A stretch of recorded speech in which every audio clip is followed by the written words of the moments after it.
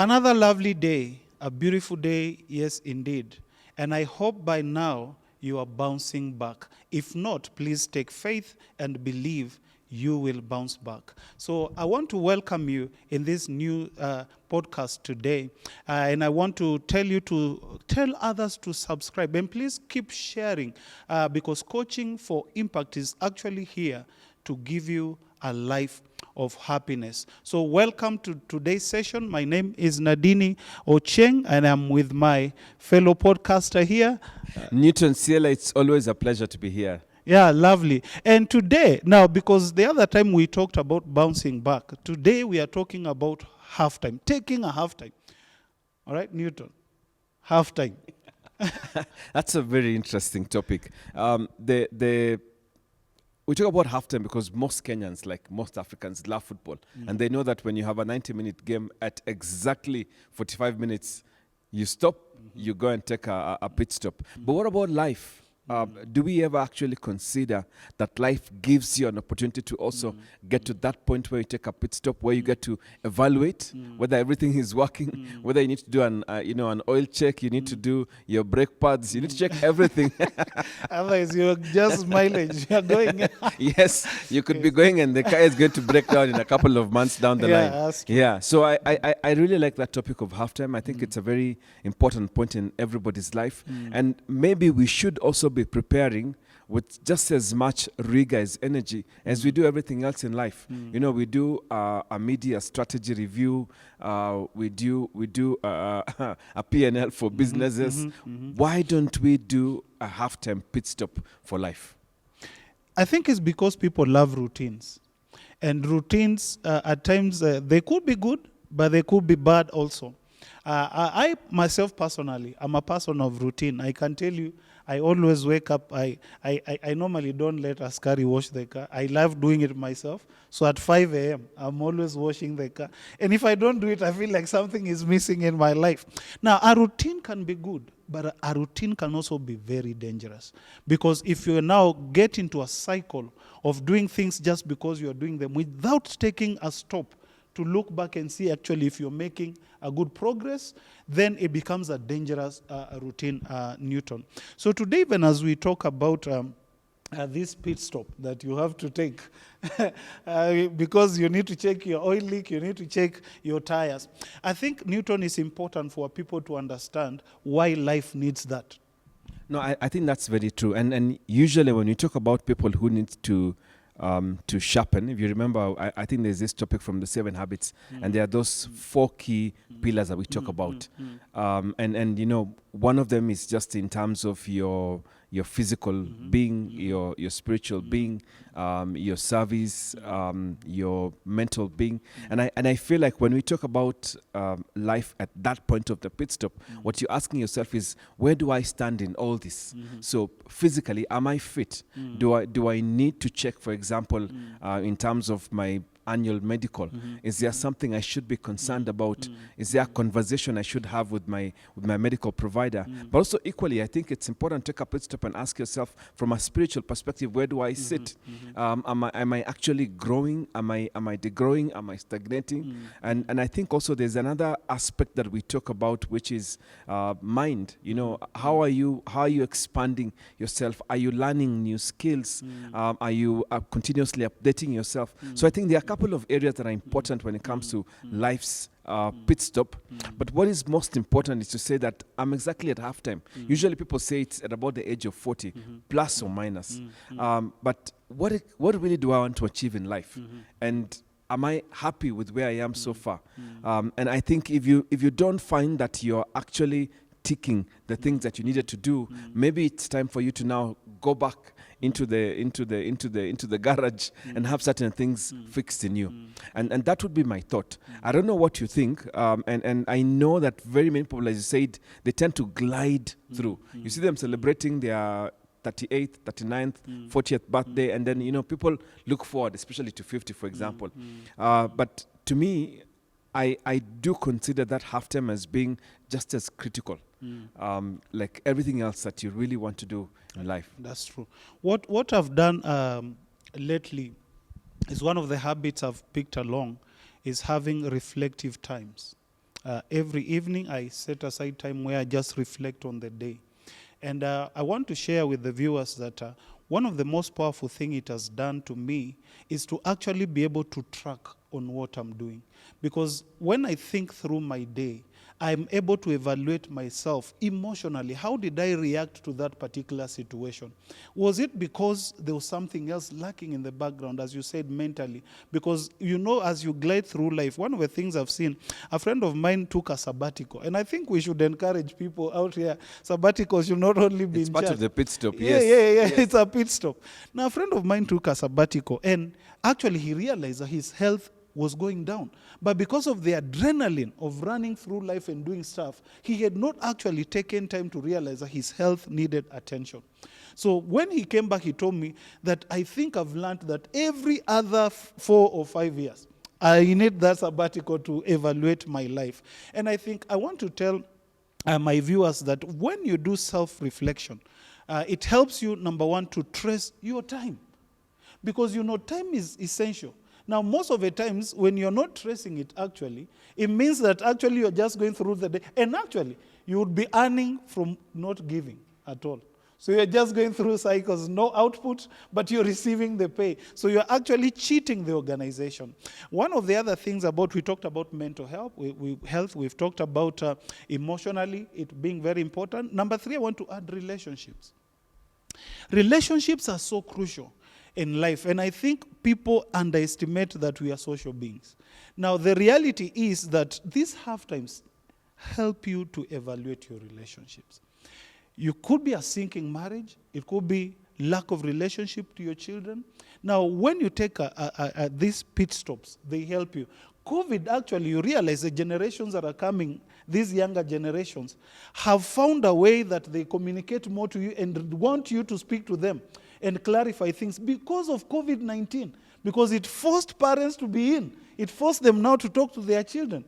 Now you realize that, to spend time. Yes, now that relationship is what we longed for, but now we feel like we don't like it because we've gone back to our default, which is not being at home, right? Let me surprise you, Pastor Nadine. So I'll give you a couple of facts, and usually we tend to assume that the average lifespan for man is between 70 to 80, give or take.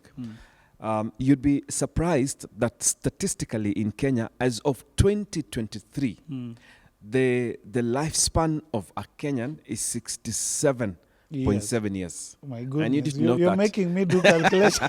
So when you think about 67.7 years, Yes. what does that mean about halftime? You know, we were talking My about earlier goodness, my about goodness. 40. So it- that means you'll be 30. Exactly. You're getting Yeah. already, if you're at 33, you're already at halftime, Halftime, yeah. as per the statistics. Yeah. We pray that as a country we get to really, we get to have, there are many other factors that contribute, of course. And I think the economies that are far much more developed, they have better healthcare. And you find that the average lifespan goes even above 80, 90 or 100. But just the fact that we live in a country where our average lifespan as of 2023 is 67 years, it means that we have 33. Let me give you another second shocking statistic. If we are assuming, even if we extend it to say you're going to live at 70 years, it means that by the time you are 40, our midlife, where you're taking a pit stop, you have how many more years remaining? That's roughly 30. 30. And how many days are in a year? Oh my goodness, 365. 360. So when you multiply 30 by 365, guess how many days you have? That's scary, man. Okay. And so people don't look at it that way. By the time you're 60 and you have 10 years, you only have 3,000 days. Meaning by the time you're 50, you only have about 7,000 days. My So by the goodness. time you're 40, you have about 12,000 days. That is how Scary, serious isn't it? That's how serious you've taken this. You've So done I calculations. think the important point here that we're trying to get people is when we talk about that pit stop and finding yourself at that stage in life, you need to realize you don't have so many days. That's actually. true. That's In fact, people don't forget that when you're born at day zero, when you're born, you only have about 20-something thousand days in your entire life. So when you're already halfway, you only have about 12,000 days. And in 12,000 days, you need to set the things that need to be set right. So I couldn't agree with you more. And those things could be relationships. It could be your spiritual. It could be It could be your business, but it's extremely important. And maybe correlated with what we had said earlier in our previous podcast, do you need at that midlife to reset everything and be able to bounce back? So I guess the question some of our audience are asking today is, so what if I find that I'm taking a pit stop and I feel like everything is an X on relationships, X on business, X on my spiritual life. What do I need to do? And I feel like I've already lost so much time. I'm already at 40 years. As I said, it's never too late. Remember the previous Yes. podcast? It's never too late to reset things and put things in place. One of the saddest stories in the Bible is about King Hezekiah, where the Bible says that he was told he's supposed to be dying.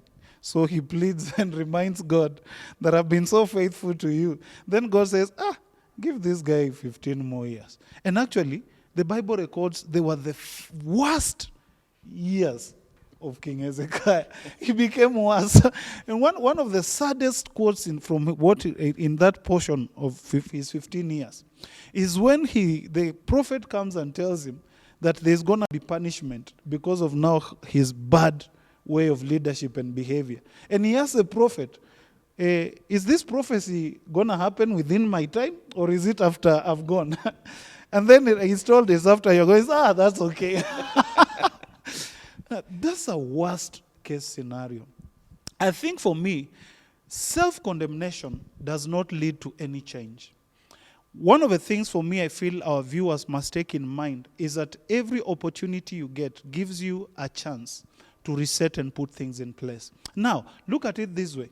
Even though your days may be few, but what you're putting in place may help the next generation after you to learn and build on that. And that by itself, Newton, is leaving a huge impact in the lives of those you leave behind. Actually, part of the reason for taking a pit stop is being able to, and we've talked about this in one of our podcasts, I remember, is just being clear about your purpose in life.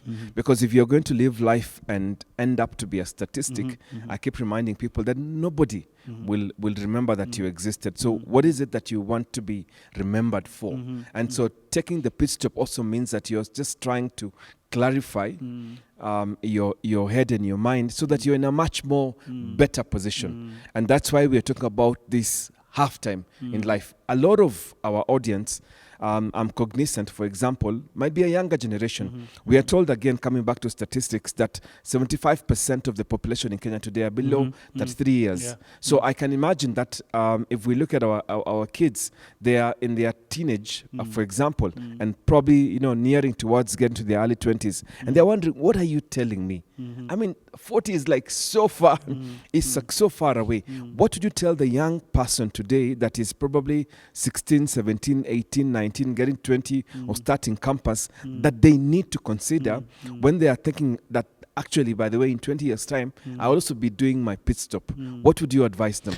I think for me, two things. Number one, the life of a smoker. Now, if you talk to any person who smokes, they'll tell you to not start smoking. But for them, it almost looks like it was at 18 years when they began. Now, it looks like it was the other day, right? And then they've gone through life and realized, it is now over 30 years. I've tried to quit this thing and I could. So the reality then is that if you are basing it on the age you are at, you are losing it. The reality is that the habits that are set in place at a young age actually may help you in the future to become a better impact living person as you live your life. The things that, now, the strange thing is this, Newton, there are times we think that we didn't pick any practices from where we come from. Now, you realize that when you hit 30, 35, you realize you're behaving just the same way. You saw at home, isn't it? Yes. Saw at home. So at times we deceive ourselves. So for me, it's to tell this generation that is younger that those 20 years you think are far away are just like another day. Trust me, they go so fast. They go so fast. Yeah, it will be tomorrow. I never imagined that I'll be having white beards myself. Yes, but I think we've been talking about generations, and Yes, it's one of yes. the messages we've also had at church. And what we want to remind our very respected Gen Z and now the Alpha generation, that this this time, like the suns, they go. They go absolutely so fast. And before you know it, you'll find that you need to find yourself at a pit stop. And what we're only urging you to remember is don't wait. Don't wait until it is too late, because what you set in motion today will determine how your pit stop will be. But maybe even as we come to conclude, we also then have these people, our generation, that are already past 40, getting towards 50. They never had an opportunity to actually stop and take a pit stop. And now they realize that, you know what, I have a few years before I retire. What would you advise them? And can they still be able to do the pit stop at this time? I'm 55, I'm 60, but I never really got time to be able to come back and check how is everything in my life. What would your advice be? And we're now talking about the baby boomers, the Gen Xers. I'll give you the same story I quoted of King Hezekiah. Now, the Bible says that God had come to tell him initially that put your house in order because you are coming home. You are dying, in other words. Now, I'll remind them that King Hezekiah had come to the end of his life.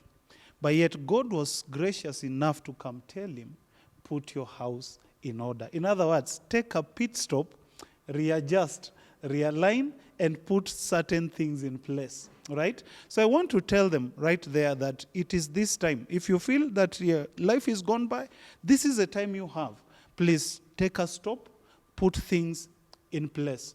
Ask yourself several questions. How do I want my children to remember me after I'm gone? How do I want my business to proceed after I'm gone? How do I want my wife to keep living after I'm gone? Or my husband, maybe for that matter, to live after I'm gone? And then you realize that actually this is an opportunity for you to stop and readjust and put the right things in place.